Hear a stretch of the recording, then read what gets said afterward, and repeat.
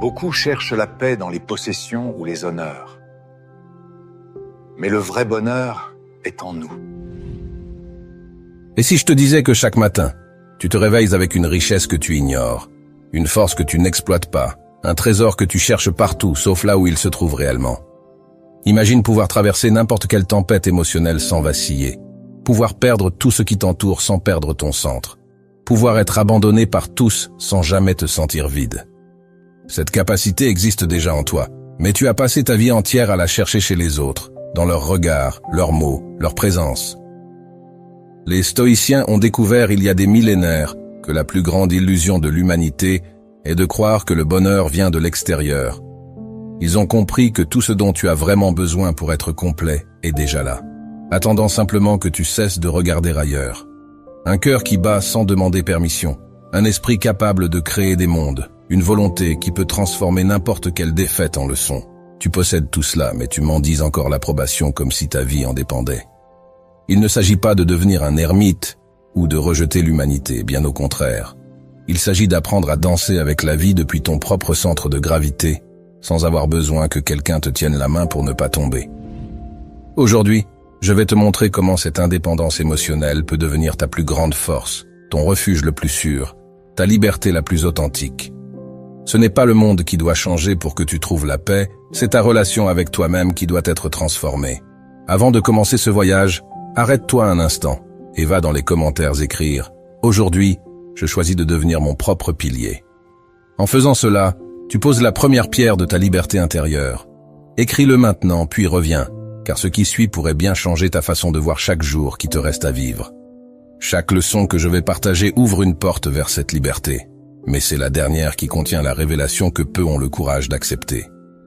Es-tu prêt à la découvrir? Avant de plonger dans ses profondeurs, si ce message résonne en toi, abonne-toi et active les notifications. Ce n'est pas pour les chiffres, c'est pour que tu ne rates aucune étape de cette transformation intérieure. Allons-y. Leçon 1. Comprends que la solitude n'est pas une punition. Comprendre que la solitude n'est pas une punition mais un privilège que peu savent apprécier, c'est le premier pas vers une liberté que la majorité ne connaîtra jamais. Nous avons été conditionnés depuis l'enfance à croire que être seul signifie être rejeté, oublié, indésirable. Les films nous montrent des fins heureuses, où le héros trouve enfin quelqu'un, comme si avant cette rencontre sa vie était incomplète. Les réseaux sociaux nous bombardent d'images de groupes souriants, nous faisant croire que la quantité de présence autour de nous détermine notre valeur. Mais réfléchis un instant. Dans tous ces moments où tu étais entouré, combien de fois t'es-tu senti profondément seul quand même? Combien de fois as-tu ri aux blagues qui ne te faisaient rouler à pas rire, hocher la tête à des opinions que tu ne partageais pas, juste pour maintenir cette illusion de connexion? La vérité que personne ne veut entendre, c'est que la solitude superficielle qu'on fuit est souvent plus enrichissante que la compagnie vide qu'on recherche. Les stoïciens le savaient et Marc Aurèle, qui pouvait avoir toute la compagnie qu'il désirait en tant qu'empereur, choisissait délibérément des moments de retraite. Il écrivait dans son journal personnel, non pour impressionner mais pour clarifier ses pensées, que l'homme trouve en lui-même le refuge le plus paisible qui soit. Pense à cela. L'homme le plus puissant de son époque trouvait sa force non dans sa cour, ses conseillers ou ses armées, mais dans ces moments précieux où il pouvait dialoguer avec lui-même sans masque ni artifice. La solitude est cet espace sacré où les masques tombent enfin. Tu n'as plus besoin de performer, de plaire, de correspondre à une image. C'est là que tu découvres qui tu es vraiment quand personne ne regarde. Au début, oui, c'est terrifiant. Le silence peut être assourdissant quand on a l'habitude du bruit constant. Les premières minutes, les premières heures peuvent révéler des vérités que tu as passé des années à fuir. Cette anxiété qui monte, cette voix intérieure qui critique, ces doutes qui surgissent, tout cela était déjà là, simplement masqué par le brouhaha quotidien. Mais c'est précisément en affrontant ces démons intérieurs que la transformation commence. Tu réalises que ce vide que tu cherchais désespérément à remplir avec la présence des autres ne peut être comblé que par ta propre acceptation. Épictète, qui a connu l'esclavage physique avant de devenir philosophe, enseignait que la vraie liberté ne dépend pas de nos circonstances extérieures, mais de notre rapport à nous-mêmes. Si tu ne peux pas passer une heure seule sans ressentir de l'anxiété, alors tu es esclave de la présence des autres. Cette dépendance est plus contraignante que n'importe quelle chaîne physique. Sénèque allait encore plus loin, en affirmant que celui qui se sent seul dans sa propre compagnie est effectivement en mauvaise compagnie. Cela peut sembler dur, mais c'est une invitation à transformer cette relation avec toi-même. Au lieu de fuir ces moments de solitude, que se passerait-il si tu les cultivais comme on cultive un jardin? Chaque moment passé seul devient une opportunité de mieux te connaître, de comprendre tes véritables désirs sans l'influence des autres, d'identifier tes peurs sans le filtre du jugement social. La solitude devient alors ton laboratoire personnel, où tu peux expérimenter avec tes pensées, tester tes limites, explorer tes passions sans craindre le ridicule ou l'échec public. C'est dans ce silence que les grandes décisions mûrissent, que les vraies vocations se révèlent, que l'authenticité remplace peu à peu le personnage que tu joues en société. Valoriser sa propre compagnie comme précieuse et suffisante, ce n'est pas de l'arrogance ou de la misanthropie. C'est reconnaître que tu es un être complet qui n'a pas besoin d'être constamment validé pour exister pleinement. Quand tu atteins ce niveau de confort avec toi-même, quelque chose de magique se produit. Les relations cessent d'être des béquilles émotionnelles pour devenir des choix conscients. Tu ne t'accroches plus désespérément aux gens par peur du vide. Tu choisis qui mérite ton temps et ton énergie depuis un lieu de plénitude, non de manque. Cela change complètement la dynamique. Les gens sentent cette différence. Ils sont attirés par quelqu'un qui n'a pas besoin d'eux pour être complet. Paradoxalement, cela crée des liens plus authentiques et profonds. Les stoïciens voyaient la solitude comme un entraînement essentiel à la sagesse. Tout comme un athlète s'entraîne seul avant la compétition, l'esprit a besoin de ces moments de solitude pour se fortifier. C'est là que tu apprends à te soutenir, à te motiver, à te consoler sans attendre qu'un autre le fasse pour toi. Cette autonomie émotionnelle n'est pas un luxe, c'est une nécessité dans un monde où rien n'est permanent. Les gens partent, les circonstances changent, mais ta relation avec toi-même est la seule constante de ton existence. Investir dans cette relation, c'est investir dans une sécurité que personne ne peut te retirer. La solitude n'est donc pas cette punition que la société te fait craindre. C'est un privilège, un espace de liberté totale où tu peux enfin être authentiquement toi-même. C'est l'atelier où se forge ton caractère, où se cultive ta paix intérieure, où se construit cette indépendance émotionnelle qui te rendra inébranlable face aux tempêtes de la vie. Profite de ces moments, chéris-les, car c'est là que naît la véritable force. Leçon 2. Cultive un esprit indépendant. Cultiver un esprit indépendant dans un monde qui fait tout pour uniformiser ta pensée est l'acte de rébellion le plus puissant que tu puisses accomplir. Depuis ta plus tendre enfance, on t'a appris à chercher les bonnes réponses plutôt qu'à poser les bonnes questions, à suivre le chemin tracé plutôt qu'à explorer tes propres sentiers, à demander la permission plutôt qu'à assumer tes choix. Le système éducatif t'a récompensé pour ta conformité, le monde professionnel pour ta docilité, la société pour ton alignement sur la norme. Et maintenant tu te demandes pourquoi tu te sens vide malgré avoir coché toutes les cases qu'on t'a dit de cocher. La vérité, c'est que tu as passé tellement de temps à vivre selon le script des autres que tu as oublié que tu pouvais écrire le tien. Marc Aurèle, qui avait le pouvoir de faire taire toute opposition, choisissait pourtant de cultiver quotidiennement son indépendance d'esprit. Il savait que le vrai danger n'était pas dans les ennemis extérieurs, mais dans la paresse intellectuelle qui nous fait accepter sans questionner.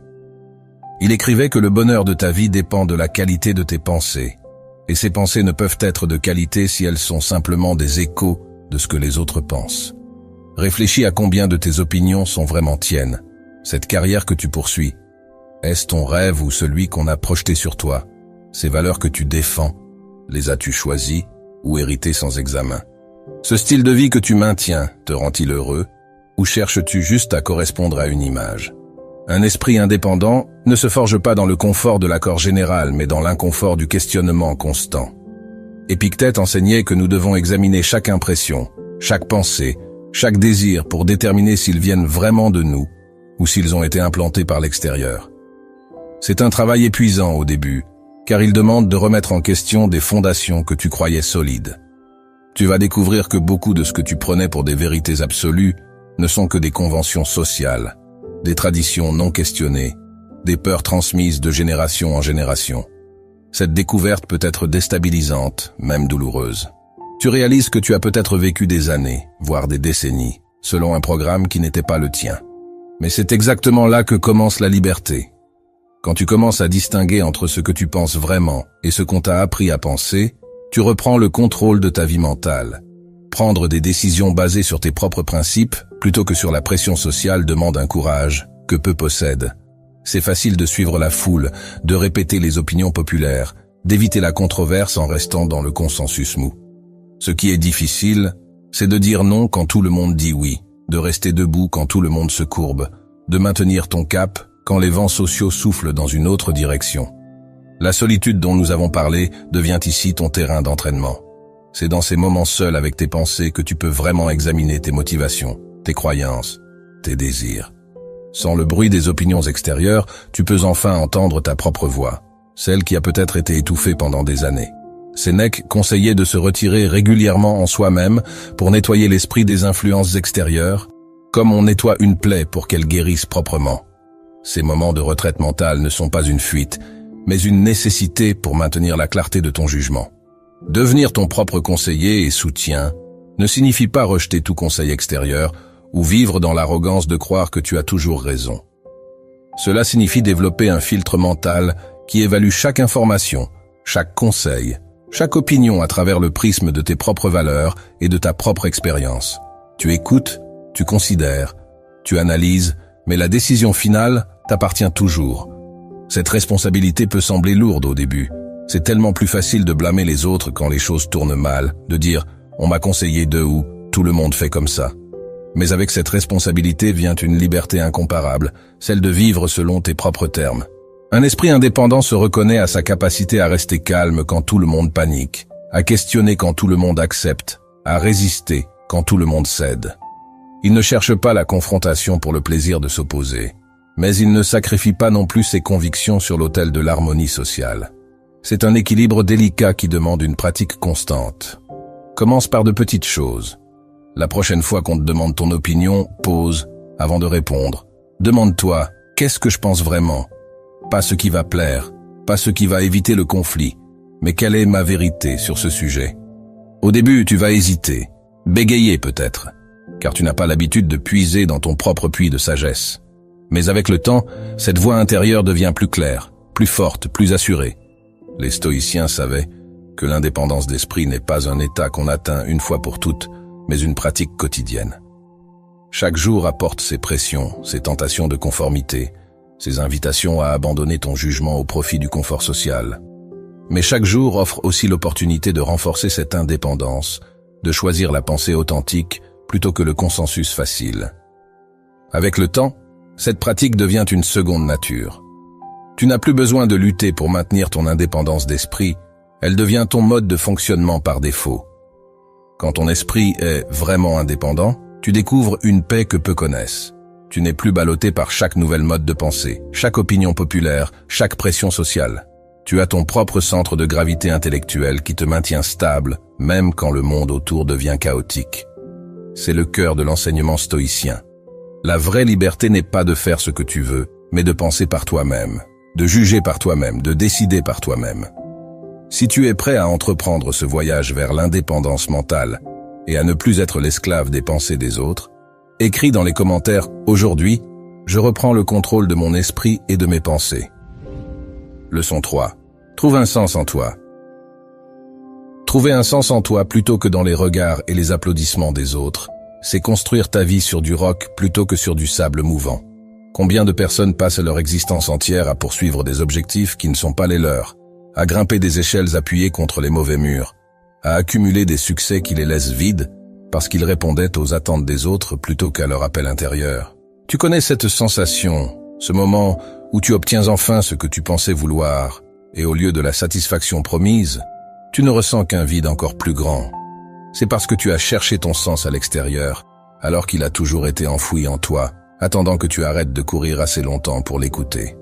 Les stoïciens comprenaient que le sens authentique doit venir de l'intérieur pour résister aux tempêtes de l'existence. Épictète, qui a vécu l'esclavage, savait mieux que quiconque que tout ce qui est extérieur peut être arraché en un instant. Ta position sociale, ta richesse, tes relations, même ta santé, tout cela est prêté, pas possédé. Mais ce que tu cultives en toi, ta raison d'être profonde, tes valeurs fondamentales, ta mission personnelle, cela personne ne peut te l'enlever. C'est pourquoi il insistait tant sur l'importance d'ancrer sa vie dans ce qui est sous notre contrôle total, nos choix, nos efforts, notre caractère. Définir ce qui te motive au-delà des relations et de la reconnaissance demande un courage que peu possèdent. Cela signifie plonger dans les profondeurs de ton être et poser des questions inconfortables. Qu'est-ce qui te fait vibrer quand personne ne regarde? Quelle activité te fait perdre la notion du temps, non pas parce qu'elle est distrayante, mais parce qu'elle te connecte à quelque chose de plus grand? Si tu savais que personne ne saurait jamais ce que tu as accompli, que ferais-tu quand même? Ces questions ne sont pas philosophiques, elles sont vitales. Parce que si tu ne trouves pas tes propres réponses, tu vas passer ta vie à vivre les réponses des autres. Beaucoup confondent leur sens avec leurs relations. Ils pensent qu'être un bon parent, un bon partenaire, un bon ami est leur raison d'être. Et bien que ces rôles soient nobles et importants, ils ne peuvent pas être le fondement unique de ton existence. Pourquoi? Parce que les enfants grandissent et partent. Les partenaires peuvent changer ou disparaître, les amis peuvent s'éloigner. Si toute ton identité est construite sur ces relations, que deviens-tu quand elles évoluent ou disparaissent? C'est la crise existentielle que vivent tant de parents quand leurs enfants quittent le nid. Tant de personnes après un divorce, tant d'employés après une retraite. Ils avaient remis tout leur sens dans un rôle extérieur, et quand ce rôle change, ils se retrouvent face au vide. Marc Aurèle, malgré ses immenses responsabilités d'empereur, de père, d'époux, gardait toujours une partie de son sens ancrée dans sa philosophie personnelle, dans sa quête de sagesse, dans son développement intérieur. Il savait que même s'il perdait son trône, sa famille, tout ce qui définissait son identité sociale, il resterait un homme en quête de vérité et de vertu. Cette ancre intérieure lui donnait une stabilité que les circonstances extérieures ne pouvaient ébranler. Il écrivait dans ses méditations que ce qui ne rend pas l'homme pire ne rend pas sa vie pire non plus. Autrement dit, tant que ton caractère et ton sens intérieur restent intacts, les pertes extérieures ne peuvent pas vraiment t'atteindre. Développer des passions et des compétences qui t'épanouissent indépendamment de la validation extérieure est un investissement dans ta liberté future. Cela peut être n'importe quoi. Maîtriser un instrument que personne ne t'entendra peut-être jamais jouer, écrire des histoires que personne ne lira peut-être, cultiver un jardin que peu verront, approfondir des connaissances qui ne t'apporteront aucun statut social. L'important n'est pas le résultat visible, mais le processus de croissance, la satisfaction intrinsèque, le sentiment d'accomplissement personnel qui ne dépend d'aucun applaudissement. Sénèque passait des heures à écrire des lettres philosophiques, non pas pour la postérité, mais pour clarifier sa propre pensée, pour grandir dans sa compréhension. Le fait que nous les lisions encore aujourd'hui est un bonus, pas le but. Faire de ta vie un projet personnel qui ne dépend pas de la participation ou de l'approbation des autres est l'acte d'indépendance ultime. Cela ne signifie pas vivre en ermite ou rejeter toute collaboration. Cela signifie que le cœur de ton projet de vie, sa direction fondamentale, son sens profond, vient de toi et reste avec toi peu importe qui entre ou sort de ta vie.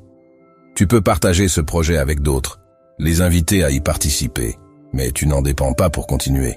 Comme un navire qui accueille des passagers, mais qui a sa propre destination, tu restes maître de ton cap.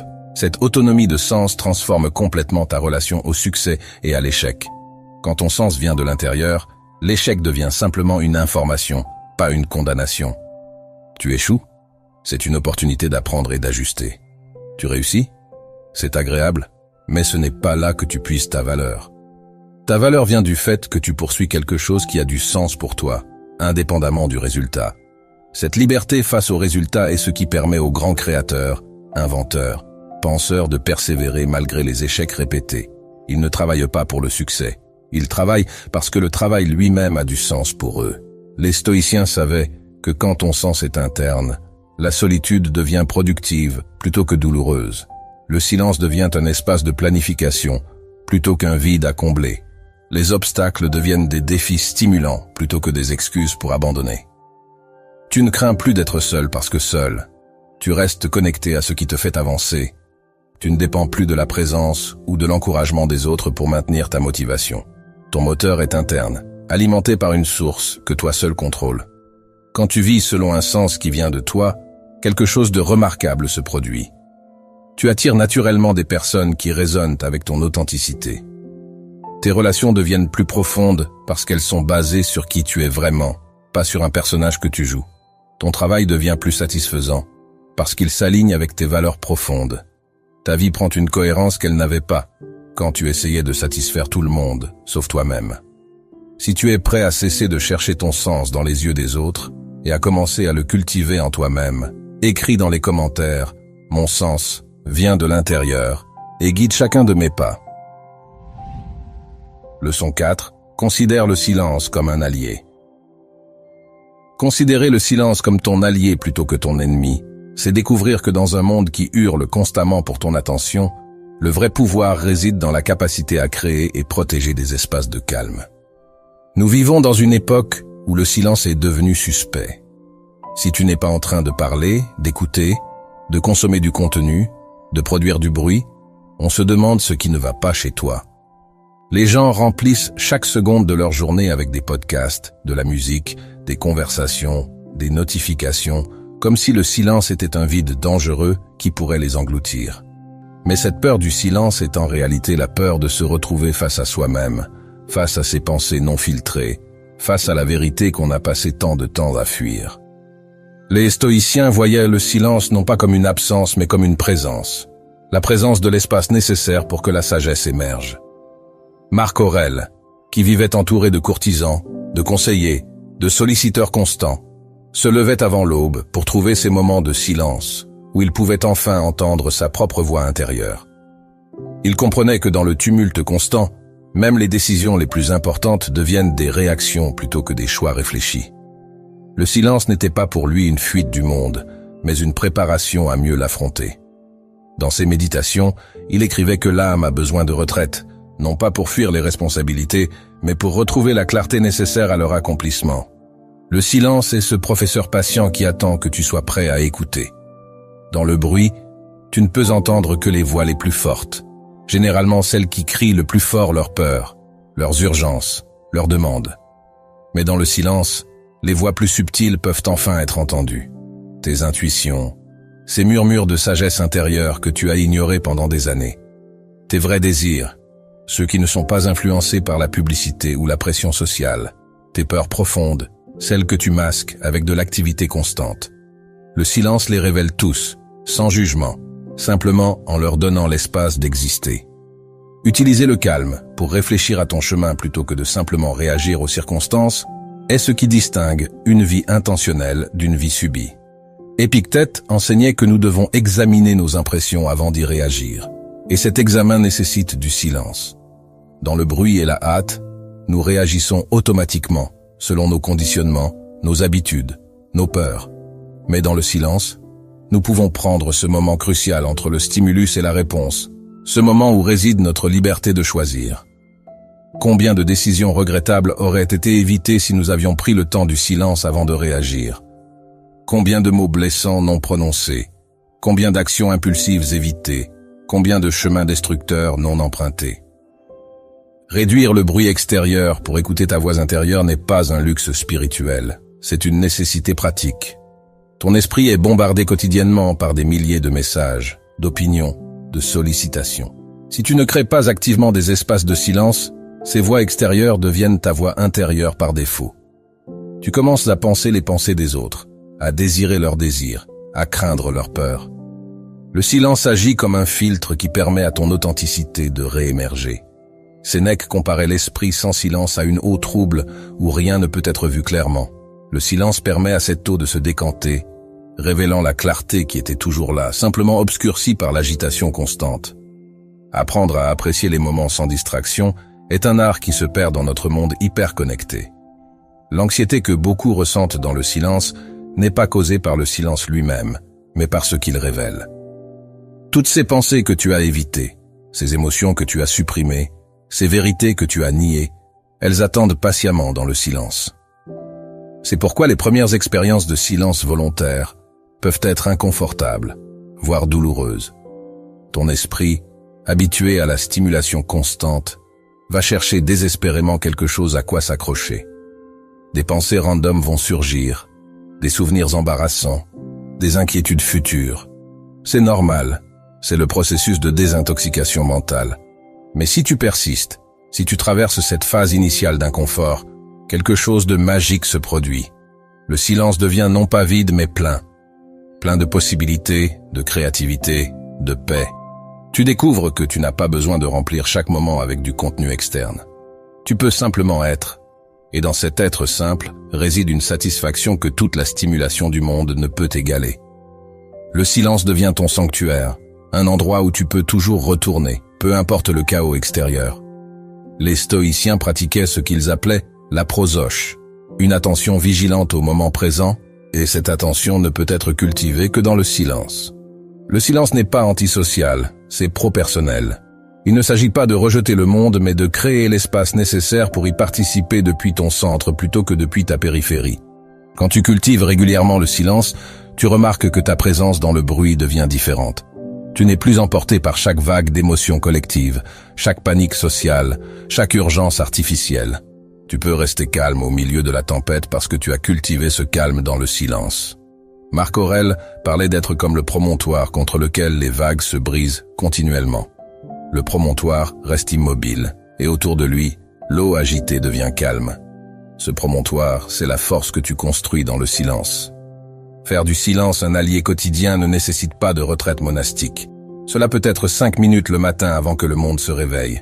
Une promenade sans écouteurs, un repas sans téléphone, un moment dans ta voiture sans radio. Ces petites poches de silence s'accumulent, créant un réservoir de calme dans lequel tu peux puiser quand le monde devient trop bruyant. Avec le temps, tu découvres que le silence n'est pas l'absence de vie, mais sa présence la plus pure. C'est dans le silence que tu entends vraiment, que tu vois vraiment, que tu comprends vraiment. Si tu es prêt à faire du silence ton allié et à découvrir la force qu'il contient, écris dans les commentaires « Le silence est ma force ». Leçon 5. Construis ta forteresse émotionnelle. Construire ta forteresse émotionnelle, c'est comprendre que dans un monde imprévisible, la seule sécurité véritable est celle que tu crées en toi-même. Cette forteresse n'est pas un mur qui te coupe des autres, mais une structure interne si solide que les tempêtes extérieures ne peuvent pas ébranler tes fondations.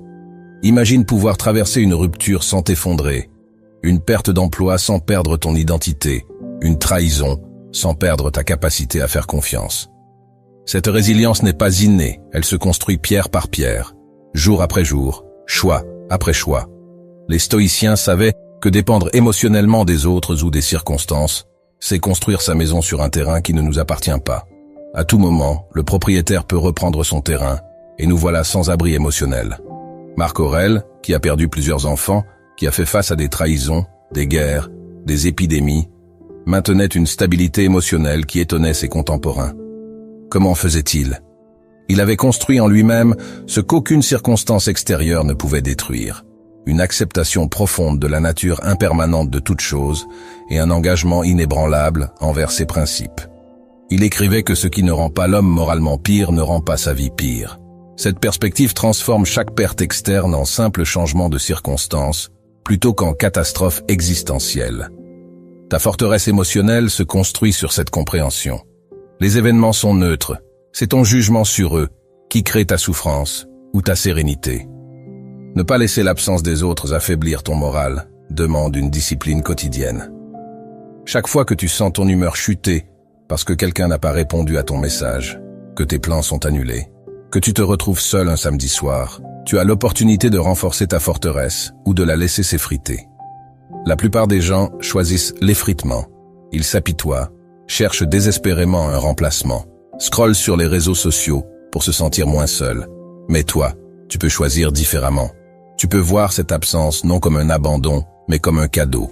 L'opportunité de pratiquer ton autosuffisance émotionnelle. Épictète, ancien esclave, enseignait que notre liberté réside dans notre capacité à choisir notre réponse à ce qui nous arrive. L'absence des autres n'est douloureuse que si tu choisis de l'interpréter comme un rejet. Mais que se passe-t-il si tu l'interprètes comme une liberté, comme l'espace pour faire exactement ce que tu veux sans compromis? Pratiquer la résilience face à la solitude, c'est transformer ce que la plupart fuient en ce que tu recherches. La résilience n'est pas cette carapace dure qui ne ressent rien. C'est cette flexibilité qui permet de plier sans rompre, de ressentir sans s'effondrer, de perdre sans se perdre. Chaque moment de solitude non choisi est une répétition générale pour les vraies pertes de la vie. Si tu ne peux pas gérer une soirée seule, comment géreras-tu les séparations inévitables que la vie apporte? Les stoïciens pratiquaient ce qu'ils appelaient la premeditatio malorum, la méditation sur les maux futurs. Non pas pour devenir pessimiste, mais pour construire leur résilience avant que les tempêtes n'arrivent. Dans le calme, tu construis les muscles émotionnels dont tu auras besoin dans la tempête. Apprendre à te réconforter sans dépendre d'autrui est peut-être la compétence la plus précieuse que tu puisses développer. Nous avons été conditionnés à chercher le réconfort à l'extérieur. Un câlin, des mots rassurants, une présence physique. Et bien que ces choses soient précieuses, que deviens-tu quand elles ne sont pas disponibles? La plupart des gens deviennent désespérés, ils supplient, manipulent, ou s'accrochent à n'importe qui pour obtenir ce réconfort. Mais imagine pouvoir te donner à toi-même ce que tu cherches chez les autres. Cette voix rassurante, tu peux te la donner. Cette compréhension, tu peux te l'offrir. Cette validation, elle peut venir de toi. Sénèque écrivait des lettres à lui-même dans ces moments difficiles, devenant son propre conseiller, son propre ami. Cette pratique d'autodialogue constructif transforme ta relation avec toi-même. Tu deviens quelqu'un sur qui tu peux compter. Accepter que les émotions fluctuent, mais que ton centre doit rester stable, c'est comprendre la différence entre le temps qu'il fait et le climat. Les émotions sont comme la météo, changeantes, imprévisibles, temporaires. Ton centre, tes valeurs, ton caractère, c'est le climat, stable sur le long terme, malgré les variations quotidiennes. Marc Aurèle comparait l'esprit sage à une sphère parfaite qui maintient sa forme peu importe comment elle est poussée. Cette image est puissante.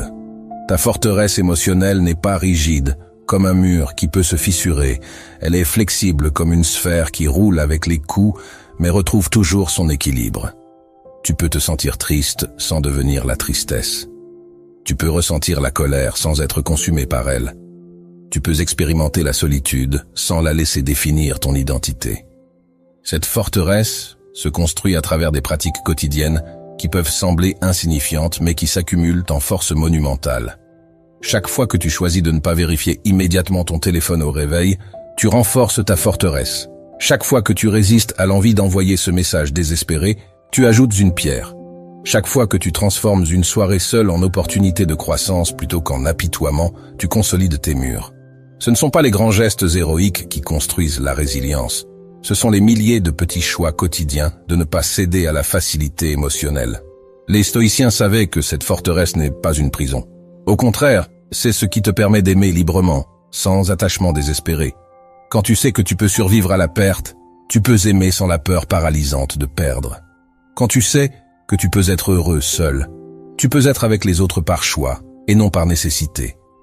Cette forteresse émotionnelle devient paradoxalement ce qui te permet d'être plus ouvert, plus aimant, plus présent dans tes relations. Parce que tu n'es plus là par peur du vide, mais par désir de connexion authentique. La construction de cette forteresse est l'œuvre d'une vie. Il y aura des jours où les murs sembleront s'effondrer, où tu te sentiras aussi vulnérable qu'au premier jour.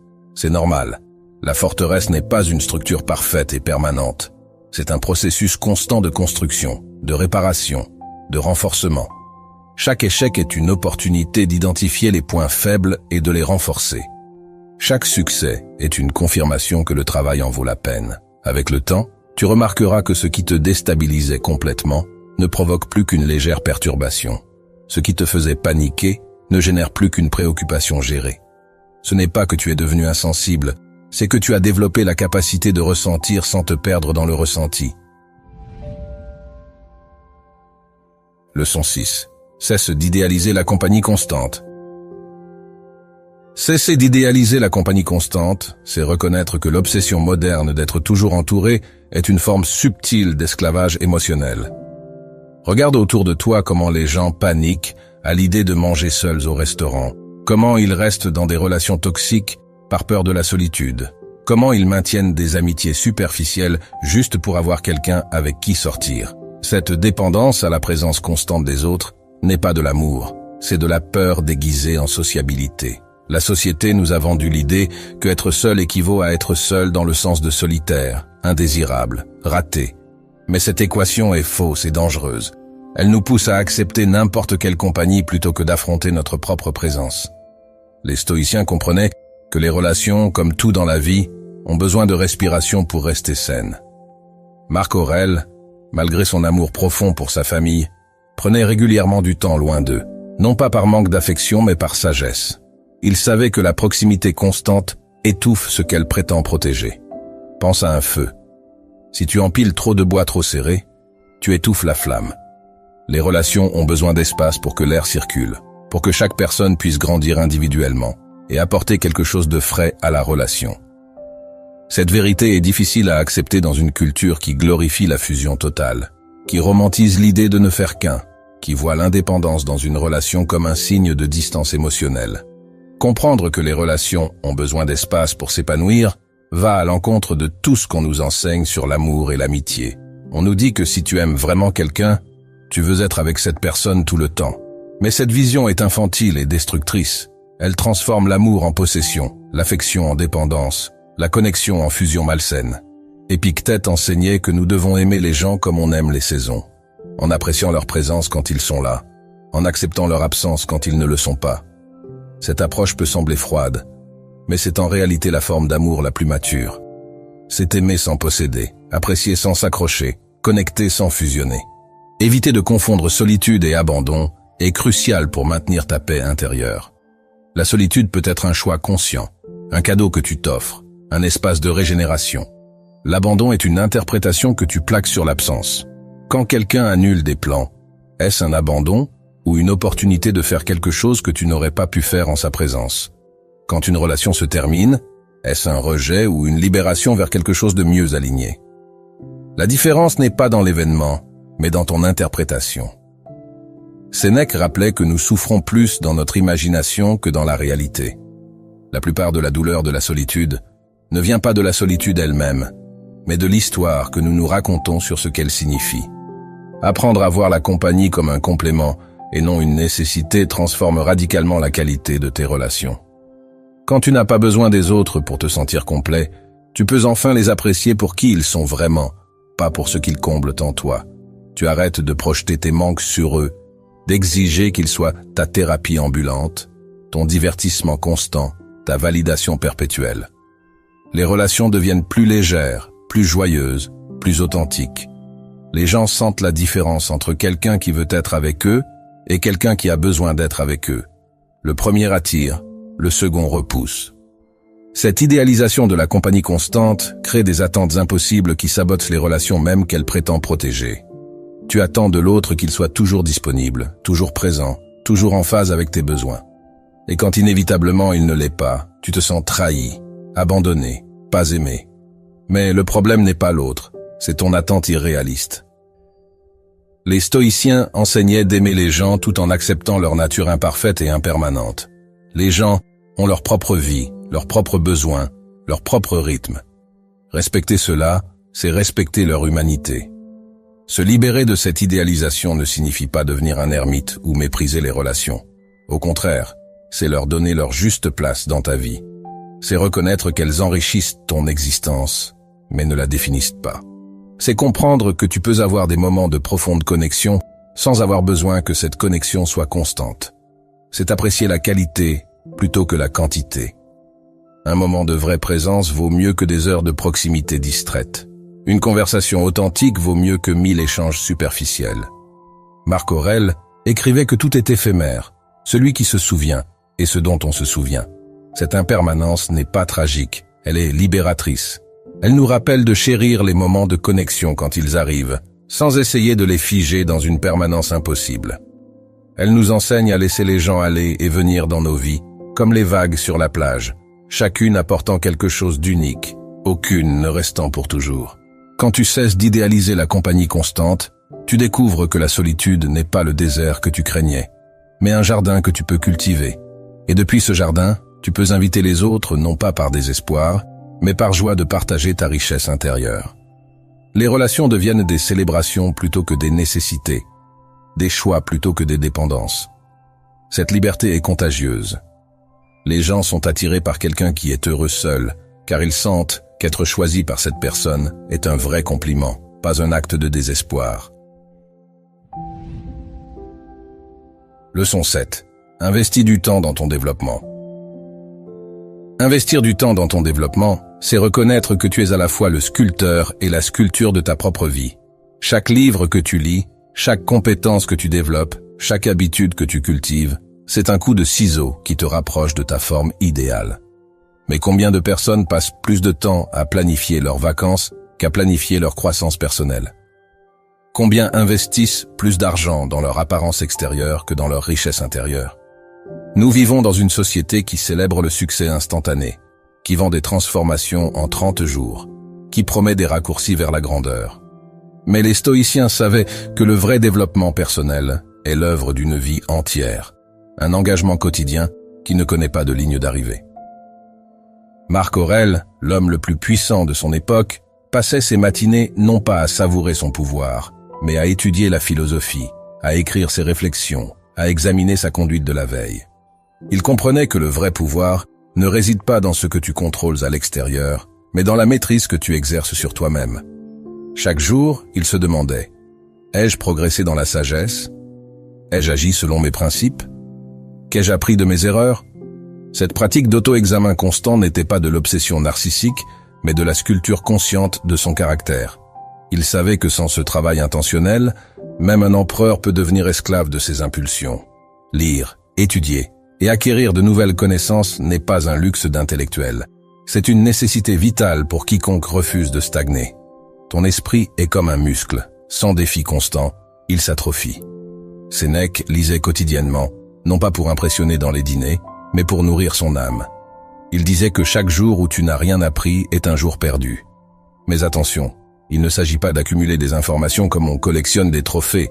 Il s'agit d'intégrer ce que tu apprends dans ta façon de vivre. Un livre non appliqué est juste du papier avec de l'encre. Une idée non testée est juste du bruit mental. Le vrai apprentissage transforme non seulement ce que tu sais, mais qui tu es. Développer des compétences qui renforcent ton autonomie est un investissement dans ta liberté future. Chaque compétence que tu maîtrises est une dépendance en moins. Savoir cuisiner te libère de la malbouffe et des restaurants. Savoir gérer tes finances te libère de l'anxiété monétaire. Savoir communiquer efficacement te libère des malentendus constants. Savoir gérer tes émotions te libère de la tyrannie de tes humeurs. Épictète enseignait que la vraie éducation consiste à désapprendre les mauvaises habitudes autant qu'à en apprendre de nouvelles. Chaque compétence que tu développes remplace une faiblesse.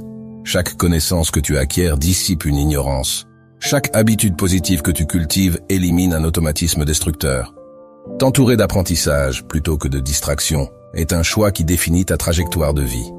Regarde comment la plupart des gens utilisent leur temps libre. Scrolling sans fin, séries télévisées en boucle, conversations vides qui tournent en rond.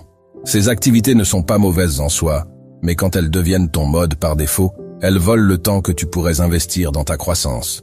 Les stoïciens ne condamnèrent pas le plaisir, mais ils insistaient sur la priorité. D'abord le nécessaire, ensuite l'utile, enfin l'agréable. Le développement personnel est nécessaire, le divertissement est agréable. Confondre les deux, c'est construire sa maison en commençant par le toit. Faire de chaque jour une opportunité pour t'améliorer ne signifie pas transformer ta vie en camp d'entraînement perpétuel. Il s'agit d'adopter une mentalité de croissance qui voit chaque expérience comme une leçon potentielle. Cette conversation difficile, une opportunité de pratiquer ta patience. Cet échec professionnel, un cours intensif en résilience. Cette période de solitude, un stage en indépendance émotionnelle. Marc Aurèle voyait l'empire entier comme son école. Chaque défi comme un professeur. Avec cette perspective, rien n'est perdu. Tout contribue à ta croissance. Le développement personnel authentique ne suit pas les modes. Il ne s'agit pas du dernier acte de productivité ou de la technique miracle du moment. Il s'agit de principes éternels appliqués avec constance. La discipline bat la motivation. La constance bat l'intensité. La profondeur bat la surface. Les stoïciens le savaient il y a 2000 ans, et c'est toujours vrai aujourd'hui. Tu ne deviens pas sage en lisant 100 livres superficiellement, mais en méditant profondément sur quelques textes essentiels. Tu ne deviens pas fort en essayant 1000 techniques, mais en pratiquant quelques exercices fondamentaux avec régularité. L'investissement dans ton développement personnel est le seul investissement garanti de rapporter. Les marchés peuvent s'effondrer, les relations peuvent se terminer, les emplois peuvent disparaître, mais ce que tu as construit en toi reste. Les compétences que tu as développées, les connaissances que tu as intégrées, le caractère que tu as forgé, tout cela voyage avec toi peu importe où la vie te mène. C'est ta richesse portable, ton capital indestructible. Sénèque, qui a connu l'exil et la perte de fortune, savait que la vraie richesse est ce qu'on garde même après avoir tout perdu. Ce développement n'est pas égoïste, c'est généreux. Plus tu grandis, plus tu as à offrir. Plus tu apprends, mieux tu peux enseigner. Plus tu te développes, plus tu inspires. Ton développement personnel devient un cadeau pour tous ceux qui croisent ton chemin. Un parent qui travaille sur lui-même offre un meilleur modèle à ses enfants. Un ami qui grandit constamment apporte de nouvelles perspectives. Un partenaire qui s'améliore enrichit la relation. Le développement personnel n'est pas un retrait du monde, mais une préparation à mieux y contribuer. Si tu es prêt à faire de ton développement personnel une priorité non négociable et à investir dans la seule chose que personne ne peut te prendre, écris dans les commentaires « Mon développement est mon investissement le plus précieux ». Leçon 8. Apprends à apprécier les activités en solitaire. Apprendre à apprécier les activités en solitaire, c'est découvrir que certaines des plus grandes joies de la vie n'ont besoin d'aucun témoin pour être complètes. Nous avons été conditionnés à croire que les expériences ne valent que si elles sont partagées, que les moments ne comptent que s'ils sont photographiés et publiés, que les plaisirs ne sont réels que s'ils sont validés par d'autres. Mais cette dépendance à la validation externe vole la pureté de l'expérience elle-même. Quand tu apprends à savourer des moments en solitaire, tu découvres une forme de plaisir plus profonde, plus authentique, qui ne dépend d'aucun regard extérieur pour exister. Les stoïciens pratiquaient ce qu'ils appelaient l'autarkeia, l'autosuffisance dans le bonheur. Marc Aurèle trouvait sa joie dans ses promenades matinales solitaires, où il pouvait observer la nature, réfléchir au mystère de l'existence, dialoguer avec ses propres pensées, sans l'interruption constante des affaires de l'Empire. Ces moments n'étaient pas des pauses entre les vraies activités de sa vie. Ils étaient le cœur même de sa pratique philosophique. Il comprenait que certaines expériences sont diluées par la présence des autres, que certaines réflexions ne peuvent émerger que dans la solitude, que certains plaisirs sont trop intimes pour être partagés. Sortir, marcher et apprécier ton environnement sans avoir besoin de compagnie est un acte de liberté que peu exercent vraiment. Combien de personnes renoncent à une promenade parce qu'elles n'ont personne avec qui y aller? Combien restent enfermés plutôt que d'affronter le regard des autres sur leur solitude? Mais quand tu marches seul, tu marches à ton rythme. Tu t'arrêtes quand quelque chose attire ton attention. Tu changes de direction selon ton inspiration. Tu restes silencieux ou tu réfléchis selon ton humeur. Cette liberté de mouvement est aussi une liberté d'esprit. Sénèque marchait quotidiennement, utilisant ces moments pour pratiquer ce qu'il appelait la premeditatio, la contemplation profonde des vérités philosophiques. Chaque pas était une méditation, chaque respiration, une pratique de présence. Voyager sans dépendre de compagnons, même pour de courtes distances, est une école d'indépendance que peu osent fréquenter. La société nous fait croire que voyager seul est triste, dangereux, incomplet. Mais demande à quiconque a vraiment voyagé seul et il te dira que c'est dans ses voyages solitaires qu'il s'est vraiment rencontré.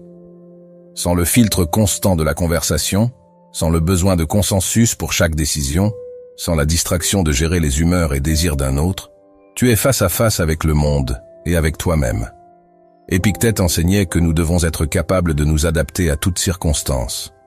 Voyager seul est le test ultime de cette adaptabilité. Tu deviens ton propre guide, ton propre compagnon, ton propre protecteur. Pratiquer des hobbies qui ne nécessitent pas de compagnie est investir dans une source de joie qui ne dépend de personne. L'écriture, la lecture, le dessin, la musique, le jardinage, la cuisine, l'artisanat. Toutes ces activités peuvent être pratiquées dans une solitude complète et procurer une satisfaction profonde. Mais notre culture les dévalorise. On préfère les sports d'équipe aux pratiques solitaires, les dîners en groupe aux repas contemplatifs seuls, les activités sociales aux poursuites individuelles. Pourtant, c'est dans ces activités solitaires que tu découvres ta créativité pure, non influencée par le jugement ou les attentes des autres. C'est là que tu peux échouer sans honte, expérimenter sans crainte, créer sans compromis. Découvrir le plaisir de faire des choses pour toi-même est révolutionnaire dans un monde où tout est performatif. Préparer un repas élaboré juste pour toi, décorer ton espace même si personne ne le verra, t'habiller bien même si tu ne sors pas, ces actes d'amour-propre sont des déclarations d'indépendance. Tu affirmes que ta valeur ne dépend pas du regard des autres, que tu mérites tes propres efforts, que tu es un invité digne de ta propre vie. Les stoïciens savaient que la façon dont tu te traites quand personne ne regarde révèle ton vrai caractère. Si tu ne te respectes que devant témoins, ce n'est pas du respect, mais de la performance. Ces activités solitaires deviennent des refuges dans un monde hyper connecté. Elles sont ces îles de calme où tu peux te ressourcer, te recentrer, te rappeler qui tu es quand tu n'essaies d'impressionner personne.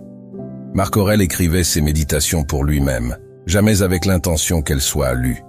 Cette pratique d'écriture solitaire était sa façon de clarifier ses pensées, d'examiner sa conscience, de dialoguer avec sa sagesse intérieure.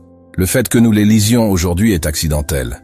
La valeur était dans l'acte lui-même, pas dans sa réception. Apprécier les activités en solitaire transforme aussi ta présence dans les activités sociales. Quand tu sais que tu peux être parfaitement heureux seul, tu n'apportes plus de désespoir dans tes interactions. Tu ne monopolises plus les conversations par peur du silence. Tu ne t'accroches plus aux gens par terreur de te retrouver seul. Tu deviens quelqu'un avec qui il est agréable d'être parce que tu as d'abord appris à être agréable avec toi-même. Les gens sentent cette différence. Ils sont attirés par quelqu'un qui a une vie riche même en leur absence. Cette appréciation de la solitude n'est pas misanthropie. C'est la reconnaissance que certaines des meilleures parties de la vie se vivent dans l'intimité de sa propre compagnie. C'est comprendre que tu n'as pas besoin d'un public pour que tes joies soient réelles, que tu n'as pas besoin de validation pour que tes plaisirs soient légitimes, que tu n'as pas besoin de compagnie pour que ta vie soit pleine. Leçon 9. Maîtrise l'art de l'autosuffisance. Maîtriser l'art de l'autosuffisance, c'est devenir le capitaine incontesté de ton propre navire, capable de naviguer dans n'importe quelle tempête sans attendre qu'on vienne te sauver. Dans un monde qui encourage la dépendance sous toutes ses formes, qui crée des systèmes où tu as besoin d'un expert pour chaque problème, d'une application pour chaque décision, d'une validation pour chaque choix, choisir l'autosuffisance est un acte de rébellion profonde. Ce n'est pas rejeter toute aide ou collaboration, c'est refuser de faire de cette aide une condition de ta survie émotionnelle et pratique. Les stoïciens voyaient l'autosuffisance non comme un idéal impossible, mais comme une pratique quotidienne de renforcement de ta capacité à te tenir debout par toi-même. Marc Aurèle, malgré avoir à sa disposition des milliers de serviteurs et conseillers, cultivait délibérément sa capacité à penser et agir par lui-même. Il savait que le jour où il dépendrait entièrement des autres pour fonctionner serait le jour où il cesserait d'être vraiment empereur. Le vrai pouvoir, il le comprenait, ne vient pas de ce que les autres peuvent faire pour toi, mais de ce que tu peux faire pour toi-même. Chaque matin, il se levait avant ses serviteurs, s'habillait lui-même, préparait son esprit pour la journée. Ces petits actes d'indépendance maintenaient vivante sa capacité à ne pas devenir l'esclave de son propre confort. Apprendre à résoudre tes problèmes sans attendre d'être sauvé est une compétence qui se perd dans notre société du service instantané. Au premier obstacle, nous cherchons immédiatement quelqu'un pour nous dire quoi faire, pour prendre la décision à notre place, pour porter la responsabilité de l'échec potentiel. Mais chaque fois que tu laisses quelqu'un d'autre résoudre un problème que tu pourrais résoudre toi-même, tu perds une opportunité de grandir. Épictète enseignait que les difficultés sont ce qui révèlent les hommes. Non pas les difficultés résolues par d'autres, mais celles que tu affrontes avec tes propres ressources. C'est dans cette confrontation directe avec les défis que tu découvres de quoi tu es vraiment capable. Gérer ton temps et tes ressources efficacement n'est pas une question d'optimisation obsessive mais de respect pour ta propre vie. Chaque minute gaspillée dans l'indécision, chaque euro dépensé impulsivement, chaque opportunité manquée par procrastination est un vote contre ton autosuffisance. Sénèque, qui était immensément riche, pratiquait régulièrement des périodes de privation volontaire pour maintenir sa capacité à vivre avec peu. Il dormait sur le sol, mangeait simplement, vivait comme un pauvre pendant quelques jours. Pourquoi ?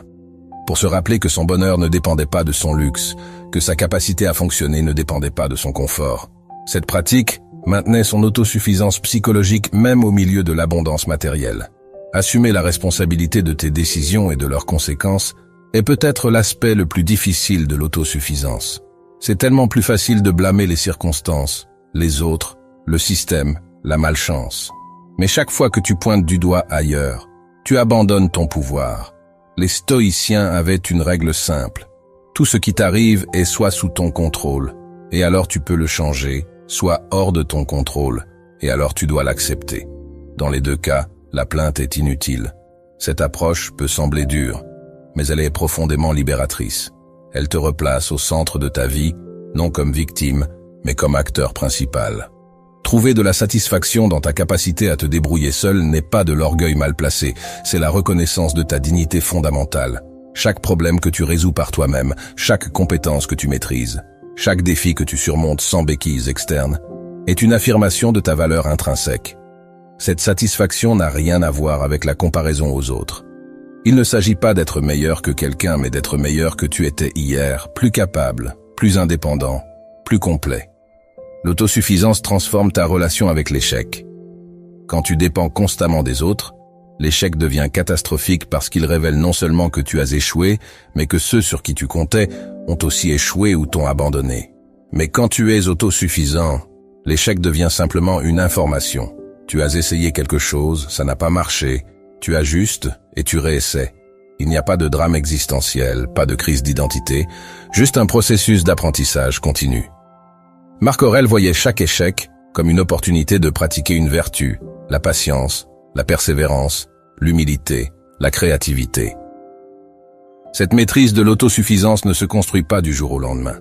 Elle commence par de petits actes d'indépendance. Réparer quelque chose au lieu d'appeler immédiatement quelqu'un. Prendre une décision sans sonder l'opinion de 10 personnes. Résoudre un conflit directement au lieu de chercher un médiateur. Apprendre une nouvelle compétence au lieu de payer pour le service. Chacun de ces actes est un dépôt dans ta banque d'autosuffisance. Et avec le temps, les intérêts composés de ces petits dépôts créent une richesse d'indépendance que personne ne peut te voler. L'autosuffisance bien comprise n'est pas l'isolement. C'est la capacité de contribuer depuis une position de force plutôt que de prendre depuis une position de faiblesse.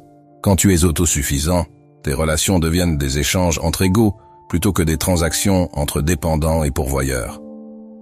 Tu peux donner sans t'épuiser parce que tu puises dans tes propres ressources. Tu peux recevoir sans culpabilité parce que tu sais que tu apportes ta propre valeur. Cette dynamique crée des relations plus saines, plus équilibrées, plus durables. Les stoïciens savaient que l'autosuffisance ultime est mentale et émotionnelle. Tu peux perdre toutes tes possessions, toutes tes compétences peuvent devenir obsolètes, ton corps peut faiblir, mais si ton esprit reste autosuffisant, tu restes libre. C'est pourquoi ils insistaient tant sur le développement de la force intérieure, de la clarté de jugement, de la paix mentale. Ces qualités ne peuvent pas être confisquées, taxées, volées ou perdues. Elles sont ta vraie richesse, ton capital inaliénable. Leçon 10. Prends conscience de la valeur du temps. Prendre conscience de la valeur du temps, c'est réaliser que tu es en train de dépenser la seule monnaie qui ne se renouvelle jamais, récupère jamais, qui ne se rembourse jamais. Chaque seconde que tu lis ces mots est une seconde qui ne reviendra pas. Cette prise de conscience n'est pas morbide, elle est vitale. Elle transforme chaque moment en choix conscient, chaque heure en investissement délibéré, chaque jour en opportunité unique. Les stoïciens avaient une relation particulière avec le temps. Ils ne le voyaient pas comme quelque chose qu'on possède, mais comme quelque chose qu'on emprunte, et l'emprunteur sage utilise ce prêt avec la plus grande attention. Sénèque était obsédé par cette question du temps, non par anxiété, mais par sagesse. Il écrivait que ce n'est pas que nous ayons peu de temps, c'est que nous en perdons beaucoup. Pense à ta journée d'hier. Combien d'heures as-tu passé dans des activités qui ne t'ont rien apporté, dans des conversations qui tournaient en rond, dans du scrolling qui t'a laissé plus vide qu'avant? Ce n'est pas du jugement, c'est une invitation à la conscience. Parce que tant que tu ne vois pas comment tu gaspilles ton temps, tu ne peux pas commencer à le valoriser. Et tant que tu ne le valorises pas, tu le laisseras couler entre tes doigts comme du sable, te demandant à la fin où est passée ta vie. Ne pas gaspiller ton temps dans des relations vides est un acte de respect envers ta propre existence. Ces amitiés maintenues par habitude plutôt que par affinité, ces relations amoureuses prolongées par peur plutôt que par amour, ces obligations sociales acceptées par conformité plutôt que par désir, toutes volent du temps que tu pourrais investir dans des connexions authentiques ou dans ta propre croissance. Marc Aurèle rappelait que nous devons vivre chaque jour comme si c'était le dernier, non pas dans l'hédonisme frénétique, mais dans la sélectivité consciente. Si tu savais qu'il te reste un mois à vivre, passerais-tu une soirée avec ces gens qui drainent ton énergie? Maintiendrais-tu ces relations qui t'épuisent? La mort n'est pas l'ennemi, elle est la conseillère qui te rappelle ce qui compte vraiment. Utiliser ton temps pour des choses qui comptent vraiment demande d'abord de savoir ce qui compte pour toi. Et c'est là que la plupart échouent. Ils n'ont jamais pris le temps de définir leurs vraies priorités. Alors ils vivent selon les priorités par défaut que la société leur impose. Carrière, statut, accumulation, distraction. Mais qu'est-ce qui compte vraiment pour toi? Pas ce que tu penses que tu devrais valoriser, pas ce que les autres valorisent. Mais qu'est-ce qui, au fond de toi, te semble digne de tes heures limitées? Épictète enseignait que nous devons examiner nos désirs pour distinguer ceux qui sont vraiment nôtres de ceux qui nous ont été implantés. Cette examination prend du temps, mais c'est du temps investi, pas perdu. Apprendre à dire non aux engagements qui ne t'apportent rien est une compétence qui se développe avec la pratique et qui devient plus facile quand tu comprends vraiment la valeur de ce que tu refuses. Chaque oui à quelque chose de médiocre est un non à quelque chose de meilleur. Chaque engagement pris par obligation est une opportunité manquée de faire quelque chose qui compte. Les stoïciens n'étaient pas des ermites antisociaux, mais ils étaient sélectifs. Ils comprenaient que tu ne peux pas être tout pour tout le monde sans devenir rien pour toi-même. Dire non n'est pas de l'égoïsme, c'est de la stratégie existentielle. Rappelle-toi que chaque moment investi en toi est un investissement dans ta paix, et cette paix est le sol sur lequel tout le reste pousse. Le temps passé en méditation, en réflexion, en apprentissage, en soin de soi n'est pas du temps égoïstement soustrait au monde. C'est du temps qui te permet de revenir au monde plus entier, plus sage, plus capable de contribuer. Sénèque pratiquait ce qu'il appelait l'otium, le loisir studieux. Non pas l'oisiveté, mais le temps délibérément protégé pour la croissance personnelle. Dans notre culture de l'hyperproductivité, prendre du temps pour soi est vu comme de la paresse. Mais les stoïciens savaient que c'est dans ces moments de retrait que se forge la force nécessaire pour l'engagement. La conscience de la valeur du temps transforme aussi ta relation avec l'âge. Au lieu de voir le vieillissement comme une perte, tu le vois comme une distillation. Moins de temps signifie plus de clarté sur ce qui compte. Moins d'énergie signifie plus de sélectivité dans son usage. Les stoïciens célébraient la vieillesse comme le moment où la sagesse accumulée rencontre l'urgence du temps limité, créant une combinaison puissante de perspective et de focus. Marc Aurèle écrivait ses méditations les plus profondes dans ces dernières années, quand chaque mot comptait parce qu'il savait que les mots étaient comptés. Cette valeur du temps ne doit pas créer de l'anxiété, mais de la clarté. Il ne s'agit pas de courir frénétiquement pour remplir chaque seconde d'activité productive. Il s'agit de choisir consciemment comment tu veux dépenser ta richesse temporelle.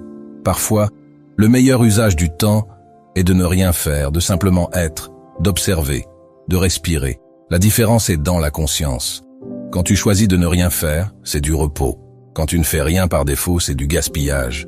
Le temps est la seule vraie égalité. Peu importe ta richesse, ton statut, ton pouvoir, tu as le même nombre d'heures dans une journée que tout le monde. Ce que tu fais de ces heures détermine non seulement la qualité de ta journée, mais la qualité de ta vie.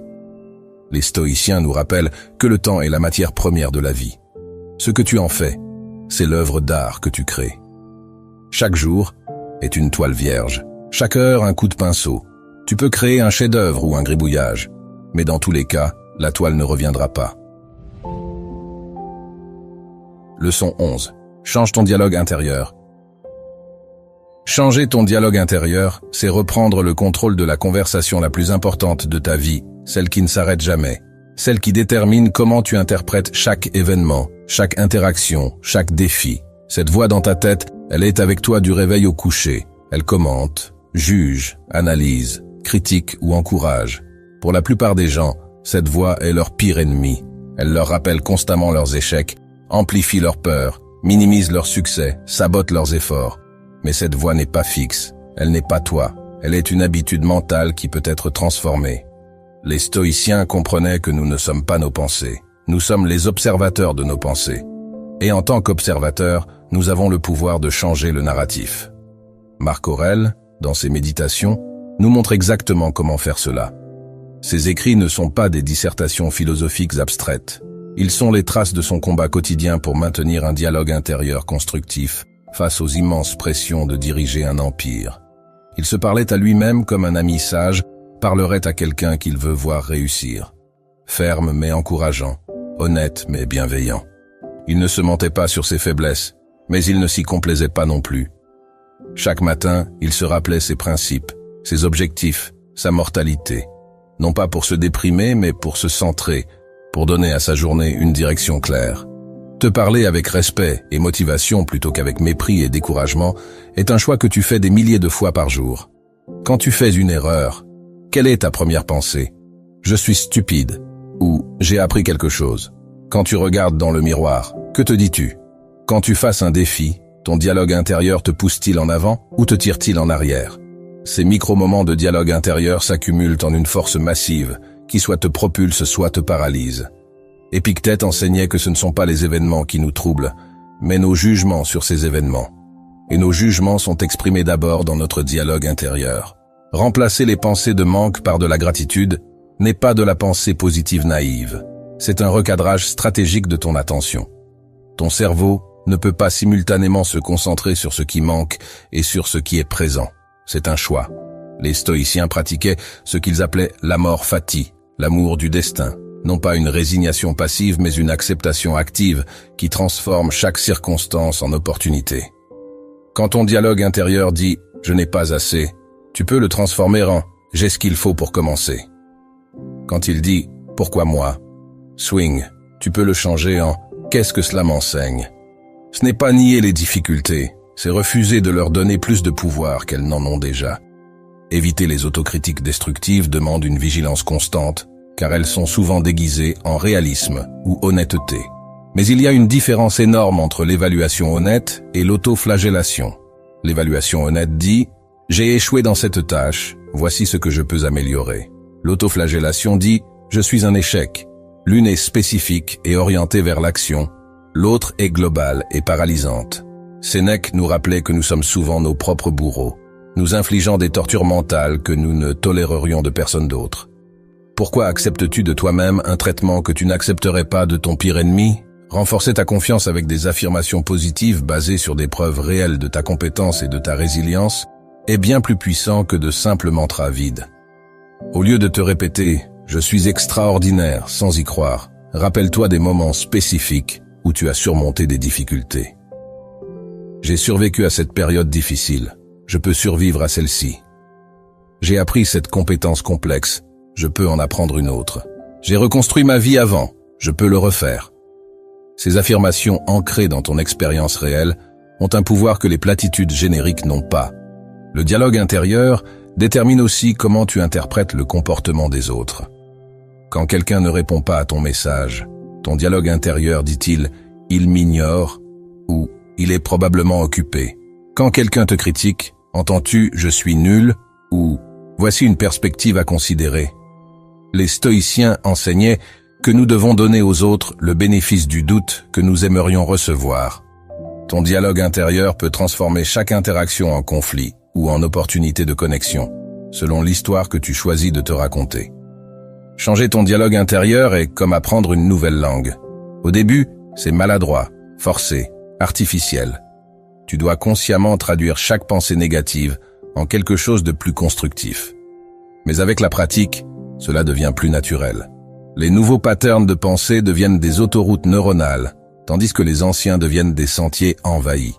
Ce n'est pas un processus instantané, c'est un entraînement quotidien. Marc Aurèle ne s'est pas réveillé un jour avec un dialogue intérieur parfait.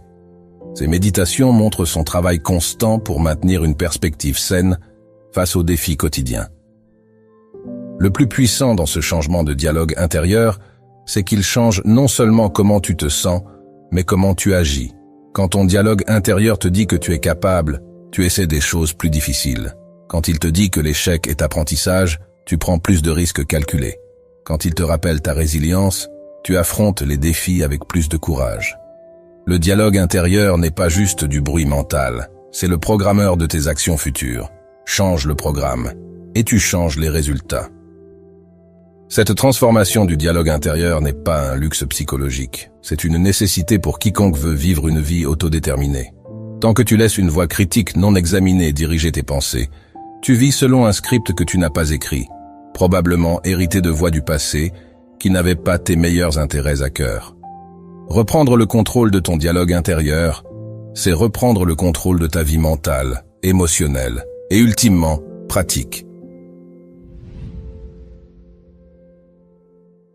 Leçon 12. Comprends que le véritable bonheur naît en toi. Comprendre que le véritable bonheur naît en toi et non dans les circonstances qui t'entourent est la révélation finale qui libère de la course sans fin vers un bonheur toujours fuyant.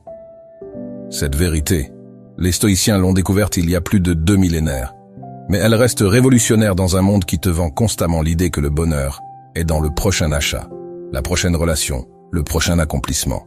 Regarde autour de toi combien de personnes ont tout ce que la société dit qu'il faut pour être heureux et qui sont pourtant misérables. Regarde combien on peut et rayonne pourtant de joie. La différence n'est pas dans ce qu'ils ont, mais dans ce qu'ils sont, dans comment ils pensent, dans où ils cherchent leur satisfaction. Marc Aurèle, qui avait littéralement tout ce qu'un homme pouvait désirer, pouvoir absolu, richesse illimitée, respect universel, savait que rien de tout cela ne garantissait le bonheur. Il écrivait que très peu est nécessaire pour une vie heureuse, tout est dans ta façon de penser. Cette affirmation venant de quelqu'un qui aurait pu avoir n'importe quoi devrait nous faire réfléchir. Si le bonheur était vraiment dans les possessions ou les circonstances, les empereurs seraient les plus heureux des hommes. Mais l'histoire nous montre le contraire. Le bonheur n'a pas d'adresse externe.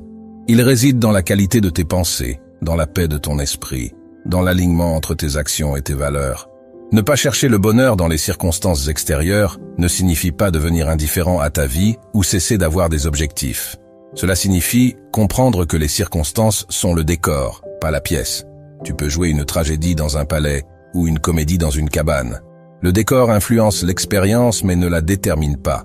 Épictète, qui a connu l'esclavage et la liberté, la pauvreté et le confort relatif, enseignait que le bonheur dépend de notre volonté. La seule chose vraiment sous notre contrôle. Tout le reste, santé, richesse, réputation, relations, peut nous être enlevé en un instant. Baser son bonheur sur ses fondations instables, c'est construire sur du sable. Reconnaître que tu es suffisant tel que tu es maintenant, sans rien ajouter, sans rien accomplir de plus, sans personne pour te valider, est l'acte de rébellion ultime contre une culture qui profite de ton insatisfaction perpétuelle. L'industrie entière de la consommation s'effondrerait si les gens réalisaient qu'ils ont déjà tout ce qu'il faut pour être heureux. La publicité perdrait son pouvoir si tu savais au fond de toi que tu es complet. Les réseaux sociaux deviendraient obsolètes si tu n'avais plus besoin de validation externe. Cette suffisance n'est pas de la complaisance ou de la paresse, c'est la reconnaissance de ta valeur intrinsèque qui ne fluctue pas avec tes accomplissements ou tes échecs. La paix intérieure est ta plus grande richesse, plus précieuse que tout ce que l'argent peut acheter.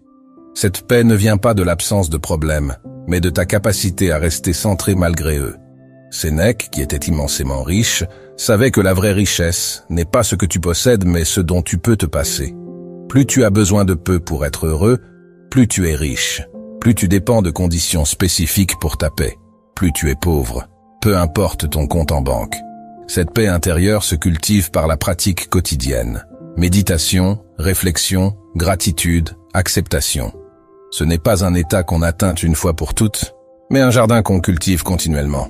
Vivre chaque jour comme une opportunité d'être pleinement épanoui sans dépendre de personne transforme complètement ton expérience de la vie. Au lieu de reporter ton bonheur à quand tu auras trouvé l'amour, quand tu auras réussi professionnellement, quand tu auras plus d'argent, tu décides d'être heureux maintenant, avec ce que tu as, où tu es. Cela ne signifie pas abandonner tes aspirations, mais les poursuivre depuis un lieu de plénitude plutôt que de manque. La différence est énorme. Quand tu agis depuis le manque, tu es désespéré, tu fais des compromis, tu t'accroches. Quand tu agis depuis la plénitude, tu es sélectif, tu maintiens tes standards, tu lâches prise facilement. Les stoïciens avaient un concept puissant, la citadelle intérieure. C'est cet espace en toi que rien d'extérieur ne peut atteindre, où réside ta liberté ultime. Dans cette citadelle, tu es toujours libre, toujours en paix, toujours complet. Les événements extérieurs peuvent secouer les murs, mais ils ne peuvent pas pénétrer à l'intérieur, à moins que tu ne leur ouvres la porte. Cette citadelle n'est pas un lieu de retraite mais de force. C'est d'ici que tu engages avec le monde, sachant que peu importe ce qui arrive, tu as un refuge inviolable. Cette compréhension que le bonheur naît en toi change tout. Les relations deviennent des bonus, pas des nécessités. Les succès deviennent des célébrations, pas des validations. Les échecs deviennent des leçons, pas des condamnations. Tu arrêtes de mendier l'amour parce que tu t'aimes. Tu arrêtes de chercher l'approbation parce que tu t'approuves. Tu arrêtes de craindre la solitude parce que tu apprécies ta compagnie. Cette transformation n'est pas égoïste, c'est généreuse. Quand tu es heureux de l'intérieur, tu as quelque chose de réel à offrir aux autres. Tu ne viens pas prendre mais donner. Tu ne viens pas vider mais remplir. Le paradoxe merveilleux est que quand tu arrêtes de chercher désespérément le bonheur à l'extérieur, il commence à apparaître partout. Les petits moments deviennent précieux. Un café le matin devient une méditation. Une promenade devient une aventure. Une conversation devient une connexion profonde. Quand tu n'as plus besoin que les choses soient extraordinaires pour être heureux, tout devient extraordinaire. C'est cela la magie de comprendre que le bonheur naît en toi. Cette leçon finale est en réalité la première. Tout ce que nous avons exploré, la solitude, l'indépendance d'esprit, le sens intérieur, le silence, la forteresse émotionnelle, l'autosuffisance, tout converge vers cette vérité centrale. Tu es la source. Tu as toujours été la source. Tu cherchais à l'extérieur ce qui a toujours été à l'intérieur. C'est le secret que les stoïciens ont découvert et que si peu acceptent vraiment. Le bonheur n'est pas une destination, c'est une décision. Une décision que tu prends chaque matin en ouvrant les yeux. Une décision de voir la richesse plutôt que le manque, l'opportunité plutôt que l'obstacle, la suffisance plutôt que le déficit. Si tu es arrivé jusqu'ici, si tu as absorbé ces leçons, si tu es prêt à cesser de chercher à l'extérieur ce qui a toujours été en toi, écris dans les commentaires « Aujourd'hui, je suis la source de mon bonheur. Je n'ai besoin de rien d'autre pour être complet. » Je t'invite à t'abonner, à activer les notifications et à partager ce message avec quelqu'un qui a besoin de l'entendre. Non pas pour les chiffres, mais parce que cette vérité mérite d'être partagée. Chaque personne qui comprend qu'elle est suffisante est une personne de plus qui cesse de vivre dans la peur et commence à vivre dans la liberté. Je te laisse avec cette pensée finale de Marc Aurèle. Retire-toi en toi-même. C'est là qu'est le bien, et il y sera toujours pourvu que tu l'y cherches souvent. Merci pour ton temps, ton attention et ton ouverture à ces idées. La prochaine fois que tu te sentiras incomplet, rappelle-toi, tout ce dont tu as besoin est déjà en toi. Il suffit de cesser de regarder ailleurs. À bientôt pour notre prochaine exploration de la sagesse stoïcienne. Celui qui se suffit à lui-même possède tout.